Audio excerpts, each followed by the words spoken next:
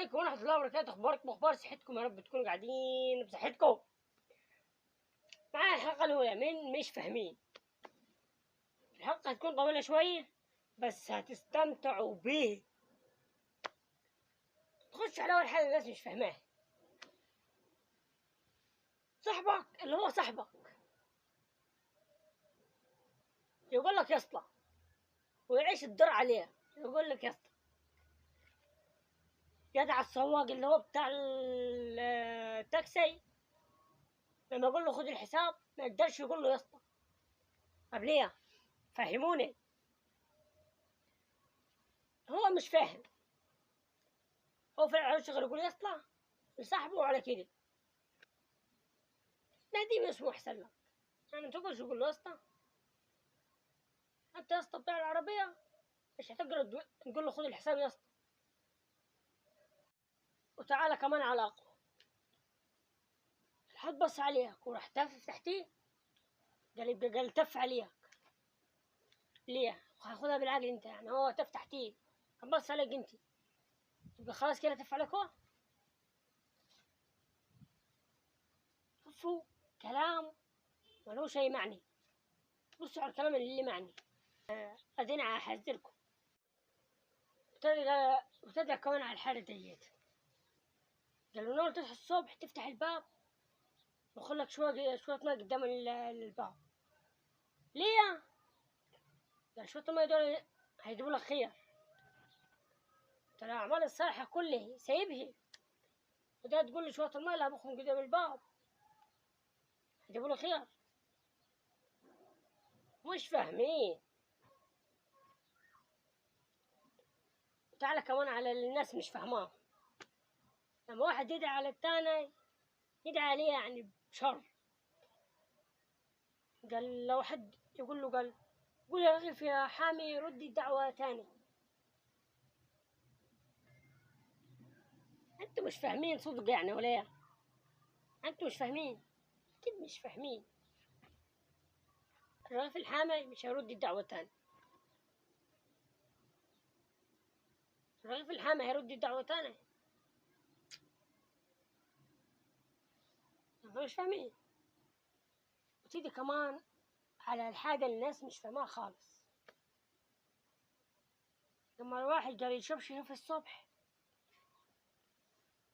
لا هي مش اسكت عاك. انت شنو ولفت تشرب شاي على الصبح؟ هتقول النهارده راس وجعاني عشان شربت الشاي. ستي مش فاهم، انت عشان عودت نفسك خلاص يعني هتقول الكلمة دي على طول. يعني نشوف الأقوى ديت. قال لو رشيت مية على واحد يقول لك رش الماء عداوة فقر. رش مية عداوي، رش الماء عداوي. لا انت بس من هنا هيرش عليك شوية مية هتنتعش. بس هو رش الماء مش عداوي. حد يقول لي بس نرش الماء عداوي تاني همسك في راسه. السلام عليكم. لما اتنين يسلموا على بعضهم وشوفوا بعضهم تاني يروح مسلمين على بعض تاني، يقول لك خلاص كتر السلام على القليل المعرفة. كتر السلام على القليل المعرفة، كتر السلام على زود المعرفة. انت الدور دي قلت له اخبارك كيف حالك؟ الدور التاني قول عامل ايه يا راجل؟ الدور اللي فات شفتك انا وسلمت عليك. كتر السلام عليك يا قليل المعرفة. لا قصدك على زود المعرفة. تابع السواقين المصريين. هو طالع من البيت مشغل قرآن وماشي، وهو معاود يكون مشغل أغاني وخاربها.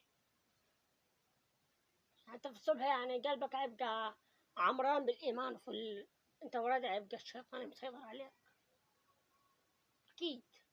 أكيد على الوعد ديت. لما دحش ينفر على واحد يسيبهوش غير الليل لما يتف عليه 3 تفات. يقول له لا تف الدحش. يقول لك هو أنا فرع على ليه؟ يقول لك نفرة الحمار يا صح نفرة الحمار هتجيب مرض. بس تفتك انت مش هتعمل حاجة.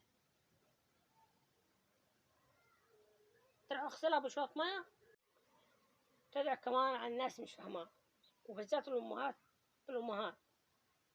يا أم وطني الغالي، ما تقولش لصاحب الدكان تديش غير ولدي على قد فلوسه.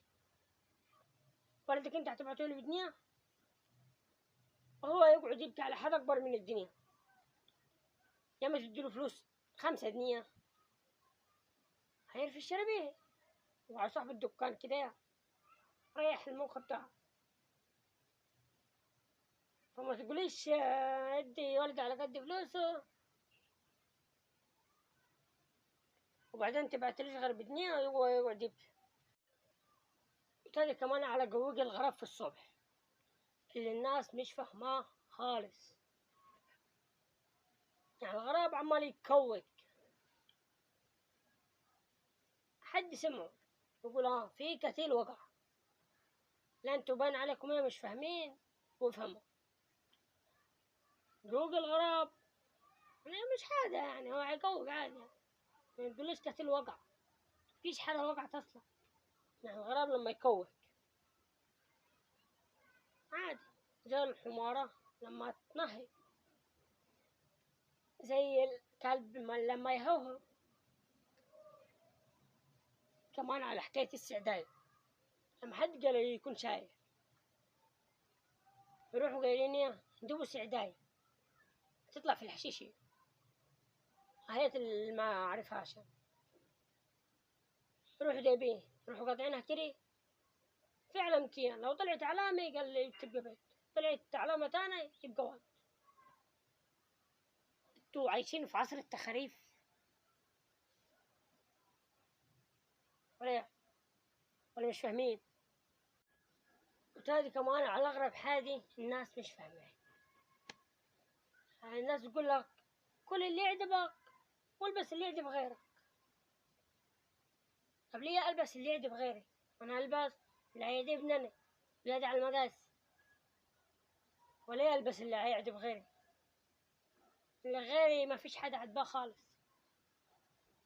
يعني الحلقة داي في ناس مش هتعجبها، يبقى نعمل اللي يعجبني أنا.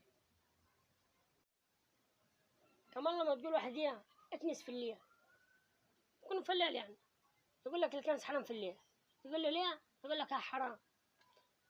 لا هو بان عليه مش فاهم.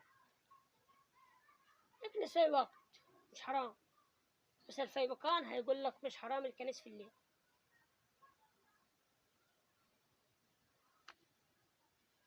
يلا كانت معانا آخر حاجة الناس مش فاهماهي في الحلقة دي. إن شاء الله يكون الحلقة عجبتك. الانستغرام هواتي، الفيسبوك هواتي. أنا اللي متابعة لو حبيت